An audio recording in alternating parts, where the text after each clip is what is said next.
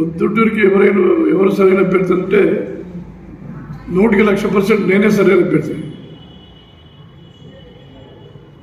అందులో తేడా లేదు. ఇంకొక విధంగా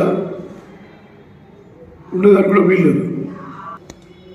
ప్రవీణ్ కుమార్ రెడ్డి డోర్ పోస్టర్లు వేసుకోవడం అనేది అది పార్టీ అనుమతితో వేసుకునేది కాదు. అది అతను సొంతంగా ఇన్ఛార్జిని అభ్యర్థులను వేసుకున్నాడు. దానికి పార్టీకి ఎటువంటి సంబంధం లేదు, పార్టీ నుంచి అనుమతి లేదు. ఇంతవరకు అతని పార్టీ అభ్యర్థిగా అధిష్టాన వర్గం నిర్ణయించలేదు, అధికారికంగా ప్రకటించలేదు. ఎవరంతా వాళ్ళు పోస్టర్లు వేసుకుంటారంటే దానికి అది పార్టీ క్రమశిక్షణ కూడా మంచిది కాదు. పార్టీ క్రమశిక్షణ ఉల్లంఘించే విధంగా ప్రవీణ్ కుమార్ రెడ్డి కాదు ఎవరు కూడా ప్రవర్తించదు.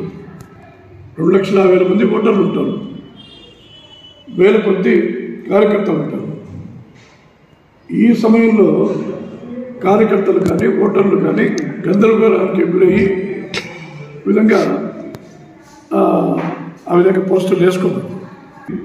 2, 3, 4 ముఖ్యమైనటువంటి వ్యక్తులు టికెట్లు ఆశించి దానికోసం పార్టీని అడిగేటువంటి పరిస్థితుల్లో అది ఎవరైనా సరే ప్రవీణ్ కుమార్ రెడ్డి కానీ ఇంకొకరు కానీ ఆ విధంగా వేసుకోవడం అనేది అది పద్ధతి కాదు.